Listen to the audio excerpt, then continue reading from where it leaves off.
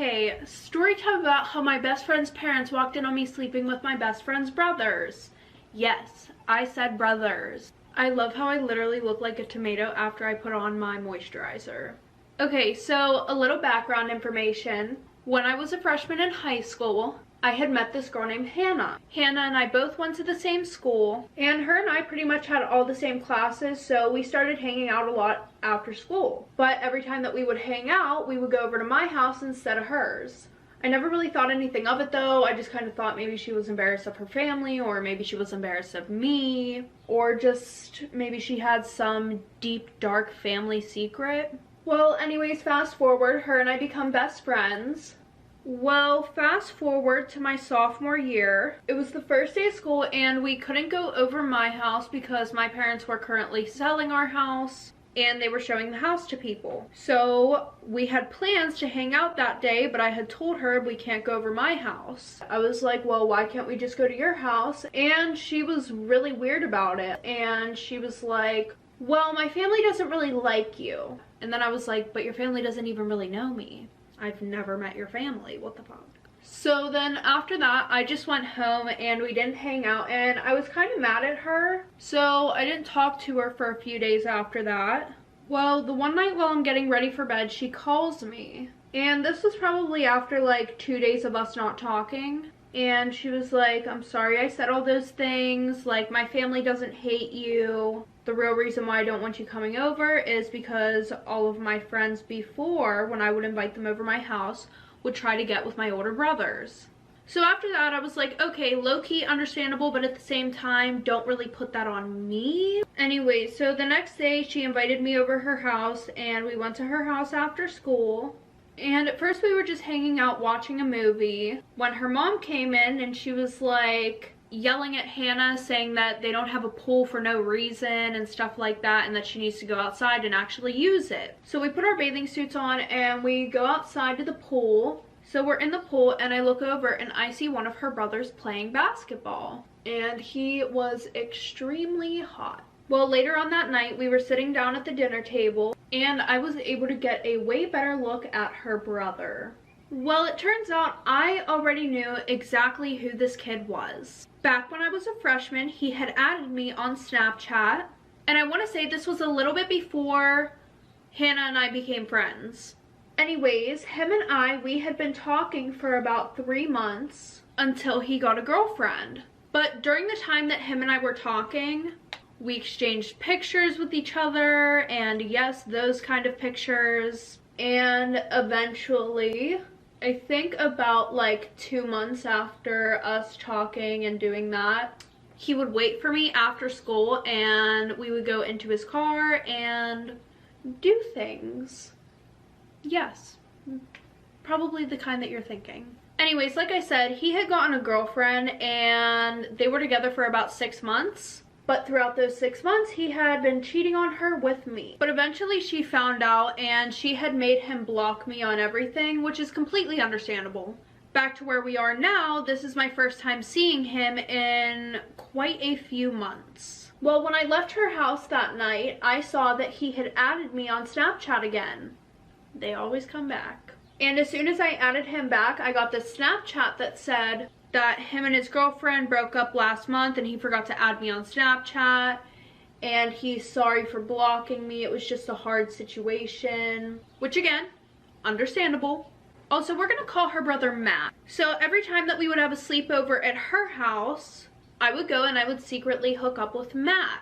Because her parents made me sleep in the guest bedroom, they just weren't comfortable with 2 girls staying in 1 bedroom. Like, even whenever she would come over my house, they would make sure to tell my mom that Hannah needs to sleep on the couch. My mom would say, okay, of course Hannah wasn't sleeping on the couch, she would just sleep in my room with me. But yeah, you can clearly tell what type of people they are after hearing that. So like I said, I would sleep in the guest bedroom and I would just kind of sneak over to his room during the middle of the night. The worst part is that his bedroom was on the 3rd floor, so I would have to go all the way up to the attic. And the stairs were so creaky that like I could have swore I almost got caught like 100 times. Like, I'm surprised nobody woke up. Well, the one day after school, Hannah came over my house and she almost found out about what I was doing because of my mother. So my mom and I have a really open relationship, you know, we talk about everything. I'm not scared to tell her that I'm a hoe or any of the nasty things that I do. And as long as I'm open and honest with her, she doesn't care either. Anyways, we had just walked into the house and we were standing in the kitchen talking to my mom. Whenever my mom asks me, hey, are you still hooking up with that boy? Like, really, Mom? Really? You, out of all people. Wow. And Hannah was like, OMG, who? And I low-key wanted to tell Hannah to mind her own business, but I know if I said that, I would have kind of outed myself. Just because of the fact that Hannah and I didn't really keep secrets. Or she didn't think that we kept secrets. So I kind of just give my mom that look. Just in case you don't know what that look is, it's like,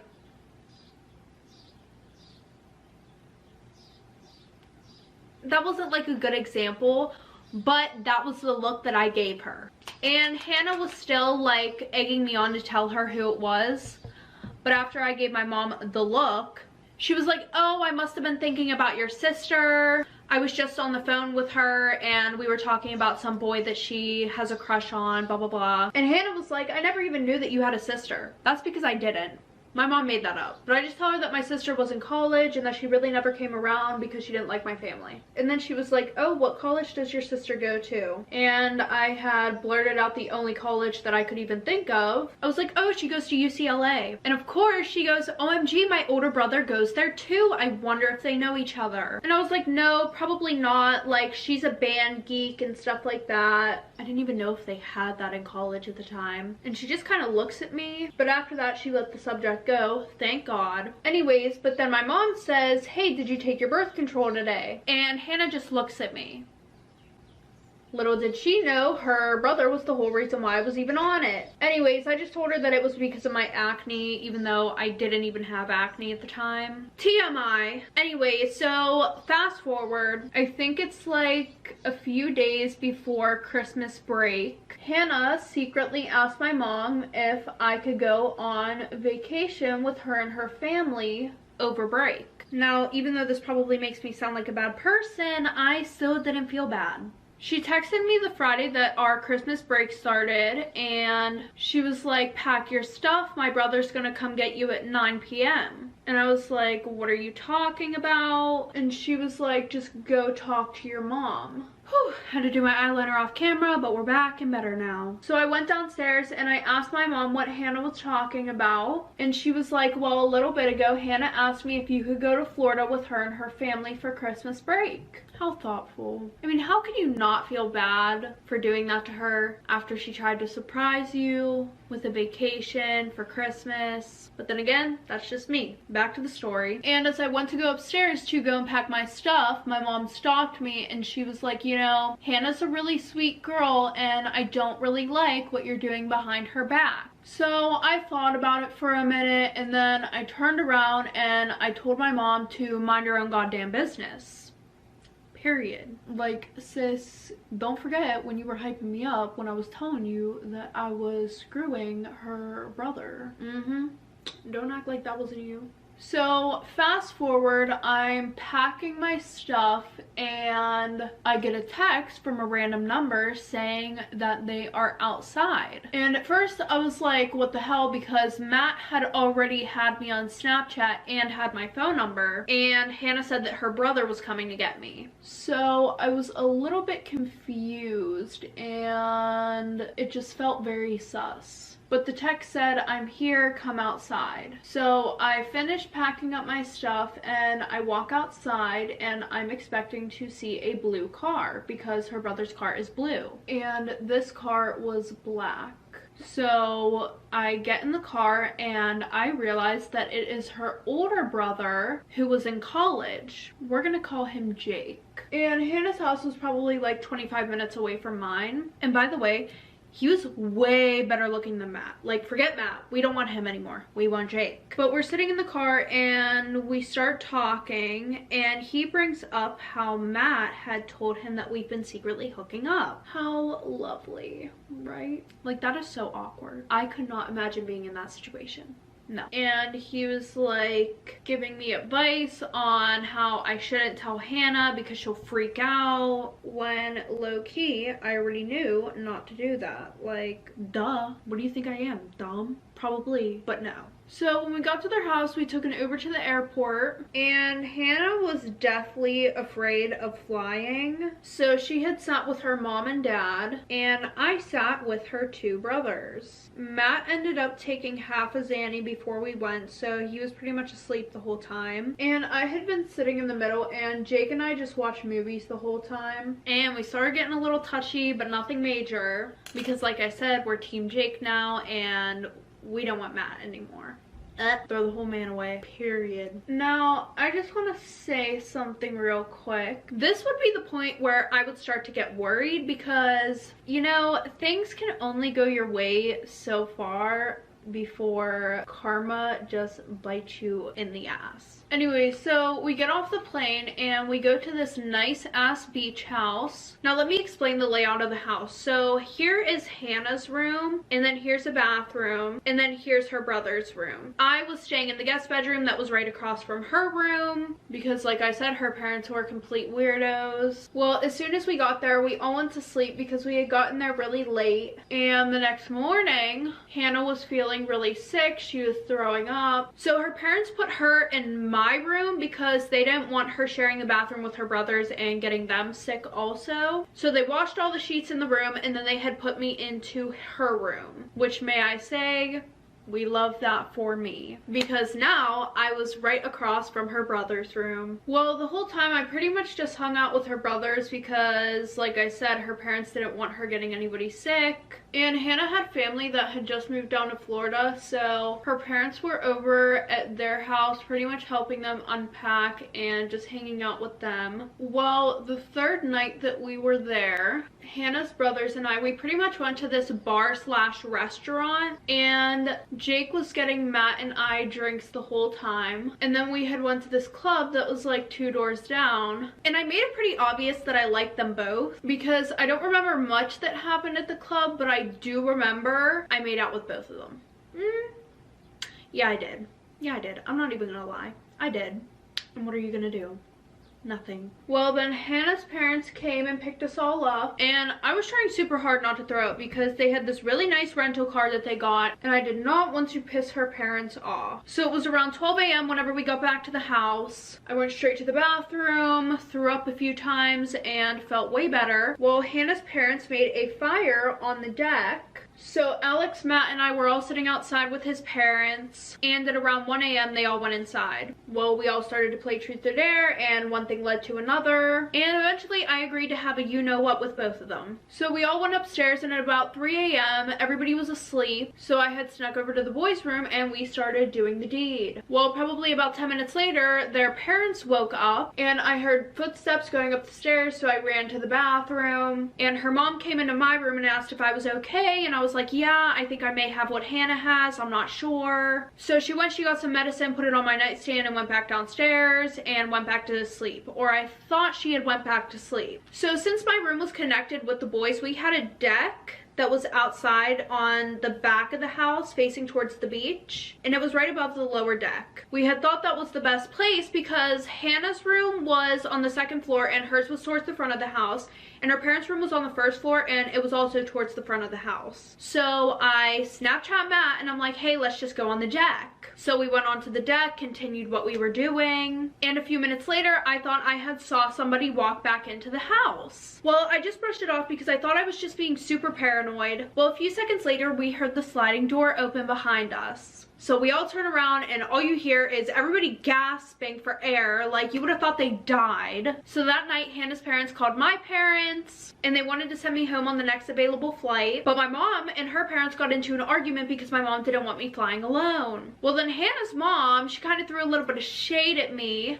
Understandable, again. She was like, if your daughter can do what I caught her doing, then she can take a flight home by herself. Okay, sis. I see you out here. Well, then Jake offered to fly home with me. Whenever we got off the plane, we got an Uber. He took the Uber with me back to my house, back to the airport, and then took the next available flight back down to Florida. When I got home, my mom didn't ground me because sis already knew that I was a hoe. I mean, she did say that she told me not to do that, so she was kind of right. But at the same time, como se dice, I don't give a fuck. But as for Hannah and I, she called me the next day and she was like, OMG, that was so funny. I can't believe we all walked out on you guys. I apologized even though I wasn't really sorry, but she actually surprised me. She was like, it's fine. Like if I was in your position and you had two older hot ass brothers, I'd probably do the same thing. So yes, I still hang out with her. We're still best friends to this day. We all just laugh about it now, except for her mom. Her mom hates me. She does. She despises me. But Matt is back with his ex-girlfriend and he's still cheating on her with me. Again, I don't feel bad. I'm just gonna jump in here real quick. You know, I don't judge anybody who sends their story time into me, but all I'm saying is karma is a bitch. Anyways, back to the story. Jake went back to college. Him and I still talk whenever he comes home. We still hook up. But yeah, other than that, the outcome of the situation was not that bad. My 25 male family pretty much cut all ties with me at the end of 2015. Things have been a bit turbulent for a while, but I went over to my parents' house for Christmas in 2015. I got very drunk one night and got in an argument with my younger brother. I was 19 at the time, he would have been a teen, and he came out of it pretty badly. Without going into massive detail, he had said something which struck a nerve and I ended up injuring him quite badly. There was a question of potentially involving the police, but nothing ever happened regarding that. In the end, they all just told me they wanted nothing more to do with me, which is fair enough. I was completely in the wrong and they were right to want to cut me off. I'm not complaining about that in the slightest. I'd already moved out by that stage, so it wasn't a case of kicking me out. It was more just telling me never to come back. I'm not trying to play the victim here. I genuinely regret what I did and have spent time trying to self-improve in the wake of it. It was quite difficult for me to come to terms with this for the first year or so afterward. The only person I had any contact with in my family was my mom. We never really spoke in depth, just minor updates, wishing each other happy birthday and things like that. Honestly though, things have gotten so much better for me after that first year. I stopped drinking, which was the root of many of my problems. I put my head down and ended up doing very well at uni. I've now got a job that I love, and I've been with my girlfriend for the best part of 4 years, and things are absolutely fabulous. To be brutally honest, I don't miss my family. My relationship with them hadn't been great for a while before the fight, and as far as I was concerned, I didn't miss them, and they didn't miss me. And being on a no-contact basis with all of them apart from occasional contact with my mum was for the better. However, over the last few months, my mum began messaging me more frequently and asking more personal questions about my life, my work, my relationship, etc. I thought it was just boredom on her part, but she maintained it for a while and began to introduce the idea of me coming back to visit her at some point, which I always shrugged. She started to persist with it, and then yesterday it all came to a head when she added me to a WhatsApp group chat with the rest of the family. I was then told they had all come to a family decision that 5 years was enough, that my brother had found it in his heart to forgive me for what happened, and that they wanted me to come over at some point to catch up on lost time. These are all quotes from what they sent me. I didn't say much, I just said I wanted time to think. I'm quite torn on this now. Part of me feels like I'm obliged to go along with it. They cut contact with me because of my actions, and if my brother's forgiven me and wants to re-establish contact with me, then it's my duty to do so. But on the other hand, I feel like since contact was cut, my life improved a lot. My relationship with them had been on a downward slope for a fair bit of time beforehand, and I just haven't found myself missing any of it.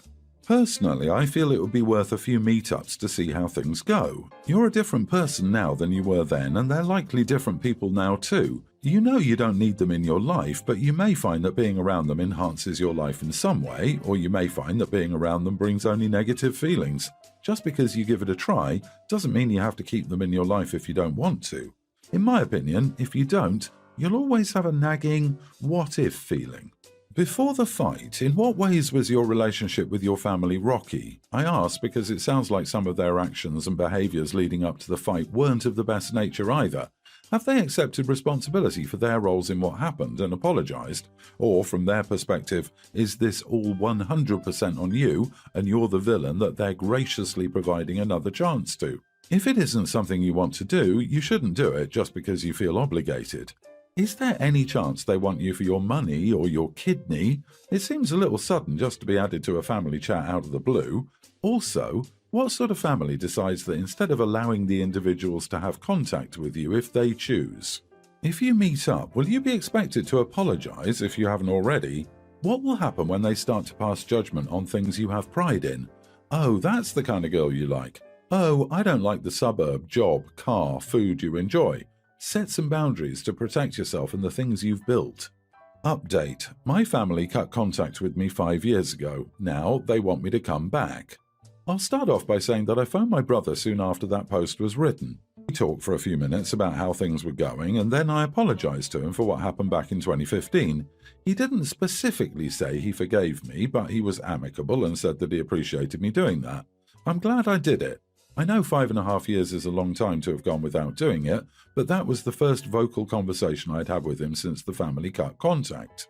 He told me that the whole incident hadn't left him with any lasting mental or physical damage, and while I have no way of knowing whether that's completely true, I was glad to hear it. I don't want to make it about myself, but it also felt like a bit of a weight lifted off my shoulders.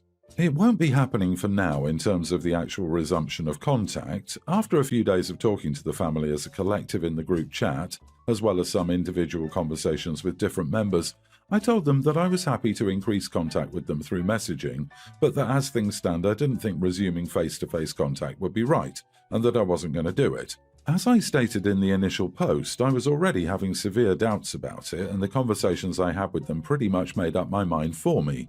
I'll list a few examples of it here. Much of the discussion I had with family was done through a group chat in which my mum added me.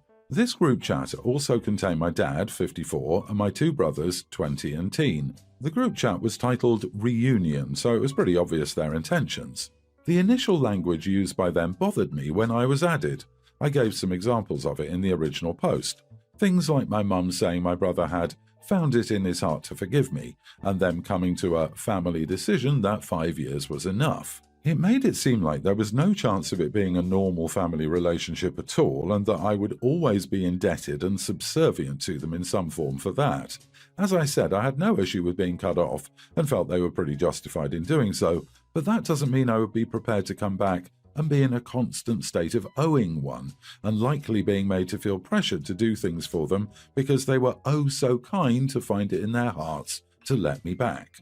This sort of language continued throughout the time I was in the group chat. In addition, more examples were being told that I had lots of work to do if we wanted a normal relationship. Notice that they didn't say we have lots of work, and also was compared to the prodigal son multiple times by my very religious parents, which just made me think they were doing it for their spiritual reasons rather than being interested in having me back as part of the family. The final nail in the coffin was that when I specifically expressed doubts about it, my dad said, "After all you did to us as a family, we've decided to let you back in," and then pretty much went on to tell me that I should be biting their hands off for the chance to make amends, and that I was ungrateful for not doing so. I told them I was backing out of it pretty soon after that. A few of the replies to my original post asked if any of them needed my kidney. I initially brushed this off as a joke, but after some of the conversations I had, I genuinely think it's possible that could be true. My girlfriend, 24, is also a big reason why I was initially having doubts, and a couple of things that were said by my dad thoroughly reinforced these. I 100% know that he would dislike her. Not through any fault of her own, but mainly because he has some very old-fashioned views on women, and he's also quite hateful. She's only half white, and when I was younger, my dad made it pretty clear that he didn't want me to date non-white girls. In the group chat, he described her as my exotic girlfriend, and made a couple of very stereotypical assumptions about her, which made it pretty clear that he still found it wrong and abnormal of me to be with a girl who isn't completely white. It's not like I've only been seeing her for a month either. We've been together for almost 4 years and have discussed marriage, so she takes priority over the family. Those are the main reasons I chose to not go down the route of face-to-face contact with the family. There are a few other things too, such as the fact that they seem awfully interested in grandchildren who didn't even exist, And also, I suspected that it was all my mum's doing and that the rest of the family weren't that interested. I'm fairly sure she was feeding the others lines. My teen brother was typing an awful lot like my 45-year-old mum, let's put it that way. All these factors, combined with my initial doubts about it, made my mind up that I wasn't going to resume face-to-face contact. So I messaged them, telling them that while I did appreciate them trying to get me to do so, I just had too many doubts about it to go and start meeting with them face-to-face or going to their house. I did say that they all had my number now and were free to text me at any point if they wanted to talk, and then left the group chat. My mum was contacting me every day in the months leading up to her deciding I should start seeing the family again. Now it's beginning to seem to me that she was doing so because she wanted me to return to them on my hands and knees, grovelling and begging for forgiveness. Things certainly began to turn a bit sour when it became clear that I wasn't going to do that. Perhaps she sees it as the final betrayal and wants nothing more to do with me now.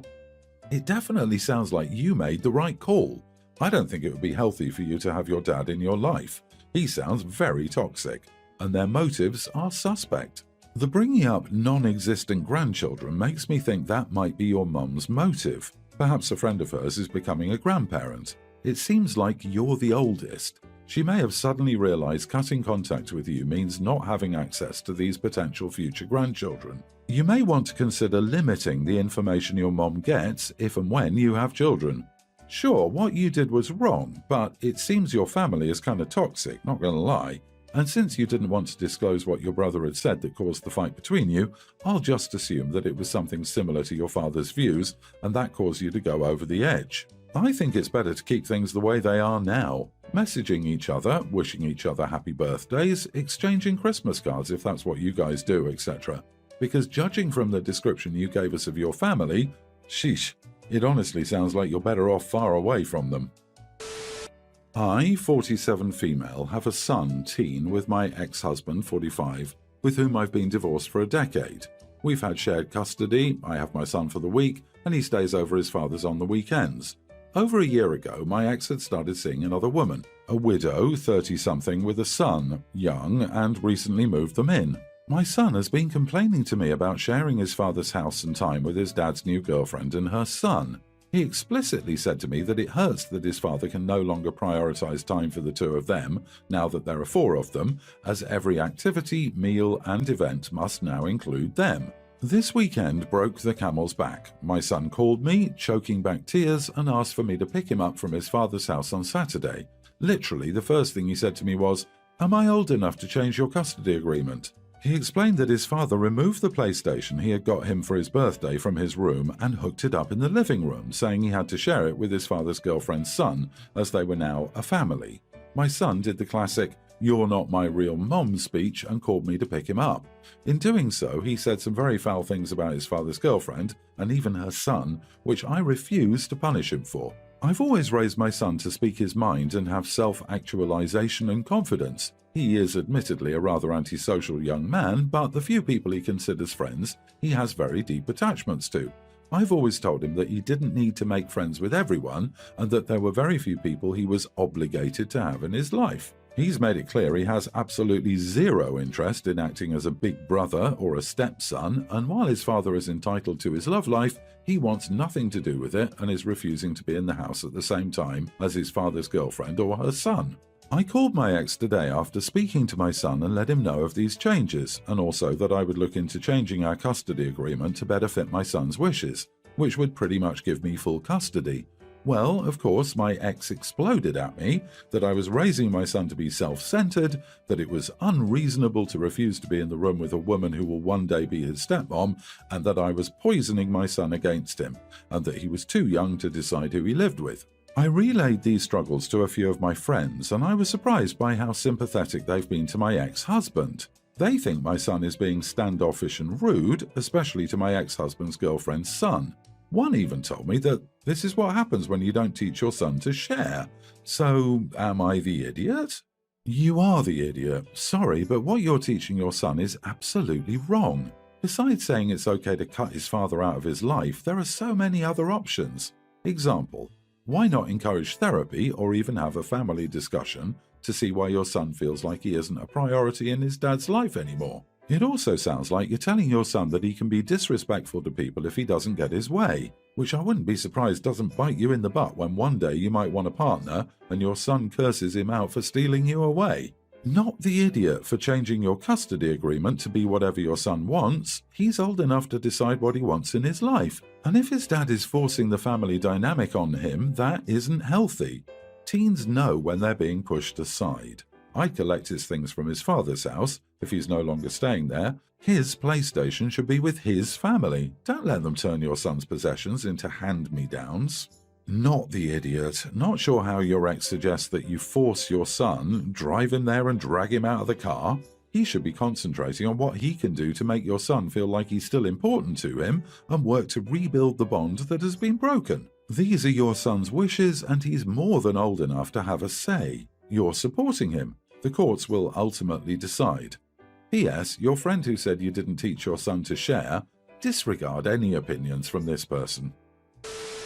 My sister-in-law and brother are both vegans. They have 4 teens, 3 of which are not vegans. The youngest is a vegetarian and the oldest eats, or rather would like to eat, meat. Since they were all born, they've only been provided with vegan food at home. During elementary school, parents have to sign off on all food given, so only vegan food at school, and they don't give their kids lunch money, so they can't exactly buy food outside of what their parents let them. However, when the twins were kids, they ate some burgers at a birthday party and have since longed for meat. They were more strict with the middle child, so she wouldn't have a chance to try meat. I don't know what happened with the youngest, but she says she's a vegetarian now.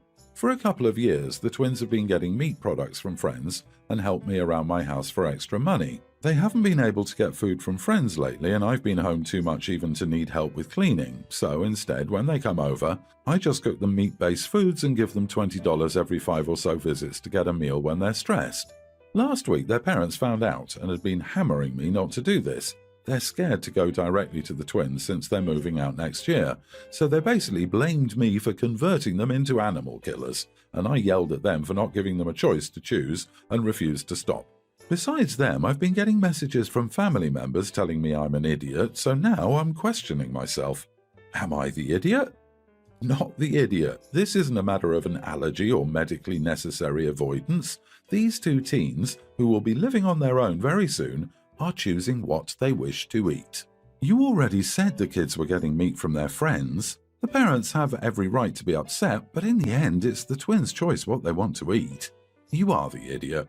Doing things that parents don't want you to do is seldom a route to family harmony. One might argue that the older kids are almost adults, but the younger kids are not as old, obviously.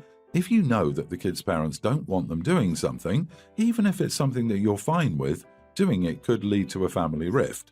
If you think that this issue is important enough to justify that, well, go for it, I guess. Don't be surprised if you're not invited over in the future. Maybe you will be able to see your niece and nephew after they move out.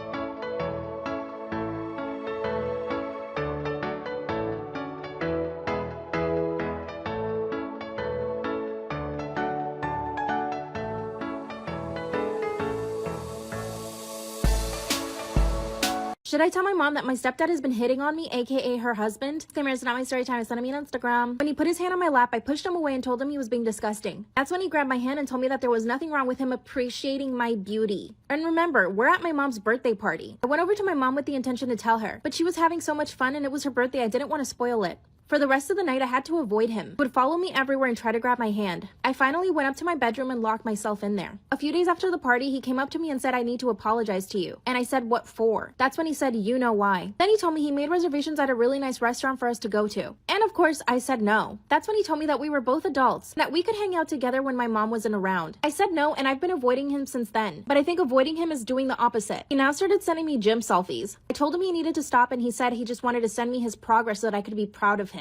Ew, never. I decided that I should move out, and I've started looking for my own apartment. I thought maybe I should wait until I move out to tell my mom, or maybe not tell her at all. No, this is gonna break her heart and flip her world upside down. He has a really comfy life with him, but I don't think that's worth losing me, right? How should I tell my mom? My biggest fear is that she doesn't believe me. What should I do? Story time about how I did the dirty with my sister's boyfriend. Whoops. Disclaimer is not my story time. I sent me on Instagram. My sister and I didn't actually grow up together. I grew up with my dad and she mostly grew up with my mom. Growing up, we were really competitive, like in every single way. But for the most part, we had each other's backs. She's a year older than me, so we weren't in the same grade. I got bullied a lot in high school and she always defended me. Finally, when we graduated from high school, our relationship got a lot better. We stopped competing in everything and our parents actually got back together. This was the happiest moment of our lives. We were all living under the same roof and my parents had started a new business. My sister and I started helping them with their business, and it grew a lot. We were financially stable and we were even able to buy a beach house. Every single weekend we would go as a family and with friends. Now when it came to boys, we had the same taste. This unfortunately led us to have a lot of fights. She would meet a guy and I would like him, or I would meet a guy and she would like him. But we never actively tried to steal each other's boyfriends. Also, our parents were really strict, so my sister and I had to go behind their back to have boyfriends. When I turned 19, I met this really sweet guy. We fell in love. I thought we were gonna get married. My parents were totally against me having a boyfriend, but I told them that I was old enough to make my own decisions. The only person who actually really supported me was my sister. She was able to convince my parents to accept him. So they did. He would come over and have dinner with us. We would go out on dates, and eventually he asked my parents for my hand in marriage. But my parents said no. They said I was too young. So he ended up breaking up with me, which was really bad. Then my sister met a guy. Part 2 is up. Part 2 of how I did the dirty with my sister's boyfriend, and should I tell her? Disclaimer, is not my story time. It's sending me on Instagram. So after my boyfriend broke up with me, I was really heartbroken. This was around the time that my sister met her boyfriend, the one that I did it with. They started dating really casually, and he made it clear to her that he did not want to be in a relationship with her. And my parents did not like that at all. So basically, he was not allowed to come to our house whatsoever. And the thing is, I never even saw his face. My sister showed me his Instagram, but he didn't really have a lot of pictures of himself. I didn't even know what his face looked like. After a few weeks, I told my parents that I wanted to start dating people, and they were so against this. Like I said, my parents are really strict. So here's what I did. I signed up to a bunch of dating apps, and I just started going on dates behind their back. And I know that I'm 19, but I still respected everything my parents told me because I lived under the roof. So I started going on a bunch of dates. And can you guess who I ended up matching with? Yep, my sister's boyfriend. Although I didn't know it was her boyfriend at the time. He and I ended up going on 2 dates. It was amazing, it was wonderful, it was great. He was super charming and really funny. And I did ask him if he was seeing other people, and he said no. But of course, that was a total lie. I even talked to my sister about this guy. I mean, how sick is that? So here's what ended up happening. He and I go back to his place and we do it. The next day, he totally ghosts me. And this is when I started investigating. Part 3.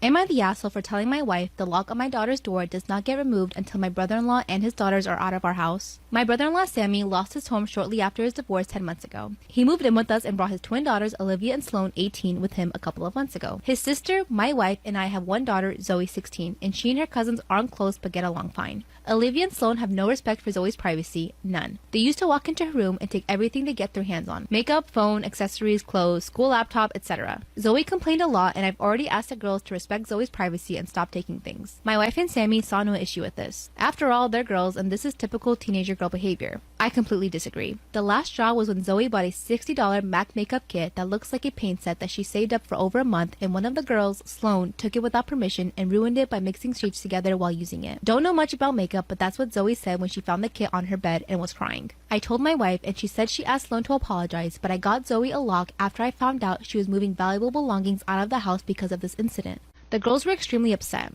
Sammy asked about it and I straight up told him. He said, "My girls aren't thieves. It's normal that girls of the same age borrow each other's stuff." He said that Zoe could easily get another makeup kit for $15 from Walmart and shouldn't even be buying expensive adult makeup in the first place, and suggested my wife take care of this defect in Zoe's personality, trying to appear older than she is. Oh, this is where the claws come out. He accused me of being overprotective and babying Zoe with this level of enablement. I told him that this is between me and my wife, but she shamed me for putting a lock on Zoe's door for her cousins to see and preventing them from spending time with her, saying I was supposed to treat them like daughters, then demanded I remove it, but I said this lock does not get removed until her brother and his daughters are out of the house. She got mad I was implying we kicked them out and said her family will hate me for this, So I reminded her that I let Sammy and his family move in, which is something her own family refused to do. So she should start with shaming or blaming them for not taking their own son and nieces and granddaughters in. If it wasn't for her family's unwillingness to help, we wouldn't be dealing with this much disturbance at home. Everyone's been giving me and Zoe silent treatment, and my wife is very much upset over this. Go dad, good for you.